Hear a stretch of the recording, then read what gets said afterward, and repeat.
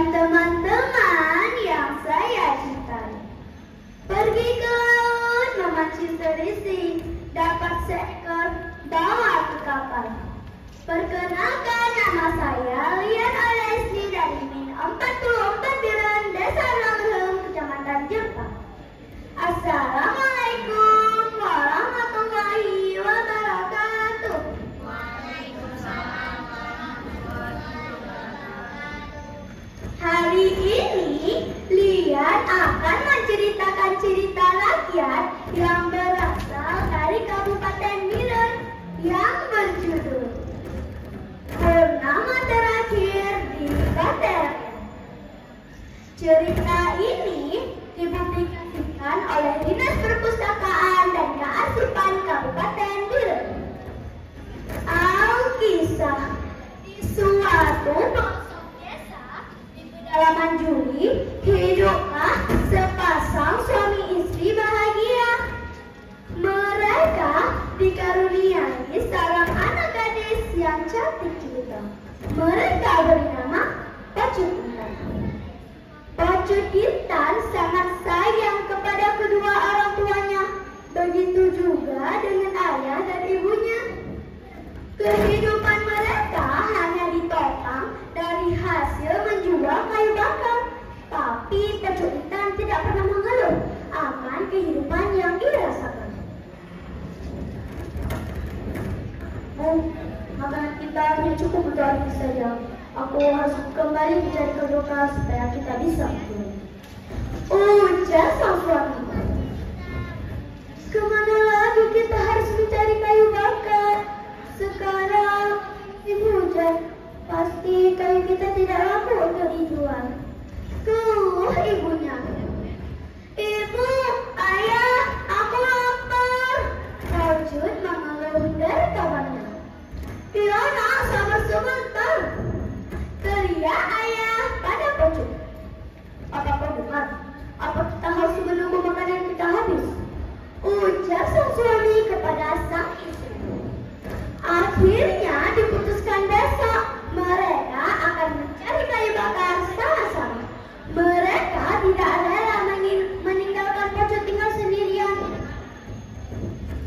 Ayah, bagaimana ini? Kita sudah berjalan selama 2 hari, tapi hujan masih turun dengan lebatnya. Belum ada satu potong kayu pun yang kita bawa pulang. Sedangkan sahur makanan kita hanya tinggal sedikit lagi. Keluh Pacut kepada orang tuanya. Hari semakin gelap, tapi belum ada tanda-tanda hujan akan turun. Ibu, ayah, di sana ada batu besar. Kita bisa berteduh di bawahnya. Teriak Pacut sambil menunjukkan sebuah batu besar di sebuah gundukan. Mereka bersyukur akhirnya menemukan tempat berteduh untuk malam ini bisa berlindung dari dinginnya hujan dan hembusan angin. Duduk, seorang petir saling bersahutan. Dalam mimpinya, Pacut didatangi oleh seorang kakek berjubah bersorban putih dengan jenggot berurut panjang.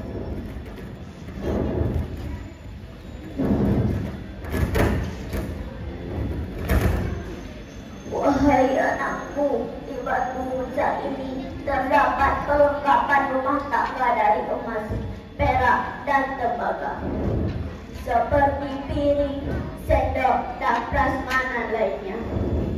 Ambil dan jualah beberapa untuk keperluan keluargamu. Sisanya biarkan kita diragam diri. Dan apabila di antara masyarakat desa yang membutuhkan perlengkapan untuk penduduk di sini. Tapi kakek ini siapa?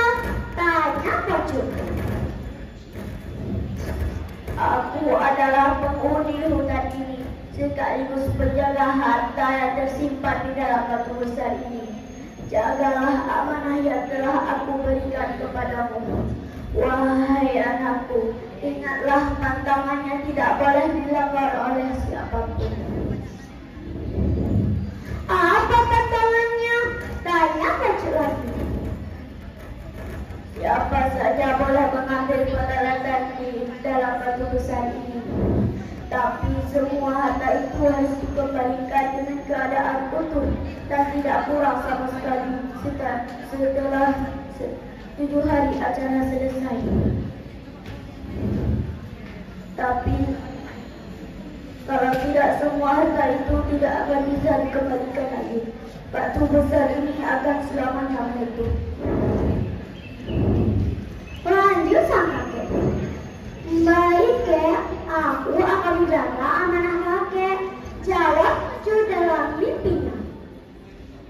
Hujan sudah mulai reda. Beberapa suara burung dan binatang lainnya mulai berlomba untuk membangunkan penghuni hutan Jawa ini. Berita tentang kepulangan keluarga Pelcut ternyata telah menyebar dari mulut ke mulut. Setiap hari ada saja warga yang datang ke rumah mereka untuk mendengar cerita penemuan harta di tengah hutan. Kepada setiap warga yang datang, Pelcut menceritakan bagaimana ia bisa mendapatkan itu semua.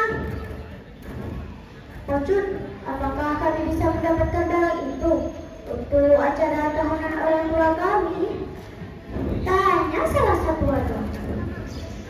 Boleh juga, tapi barangnya sebelum 7 hari harus dikembalikan. Jawab Pelcut.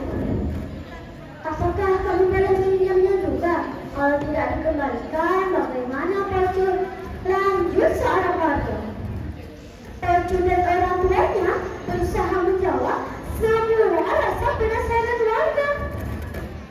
Hari demi hari, bulan demi bulan, dan hari berganti tahun.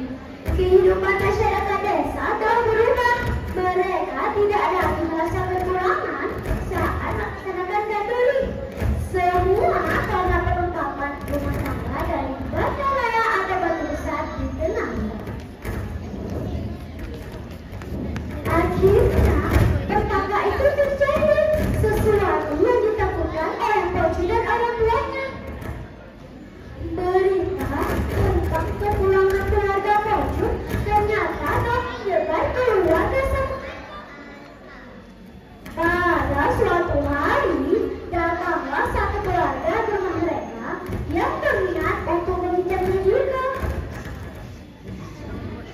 Nah, apakah kami boleh meminjam barang itu untuk melengkapi perlengkapan kami yang sudah ada? Tanya mereka. Dengan sangat berat hati, Pelcut menjawab bahwa barang itu diperuntukkan hanya untuk desa mereka. Itulah amanah saya harus menjaganya. Jawab Pelcut. Kami akan mengembalikan sebelum 7 hari. Tolonglah, desa mereka. Kecurigaan dan ketakutan Pelcut dan orang tuanya terbukti. Memasuki hari ke-6, keluarga itu belum juga datang. Ibu, ayah, bagaimana ini? Aku telah melanggar amanah dari kakek. Jawab Pelcut sambil menangis dan ketakutan. Kita tunggu sampai besok, anakku. Jawab ibu. Ya nak, siapa tahu besok mereka datang. Lanjut ayahnya berusaha menenangkan anak gadisnya yang mulai ketakutan sambil menangis dan memeluk ibunya. Kakek harta banda raya malamnya kembali mendatangi Pelcut dalam mimpinya.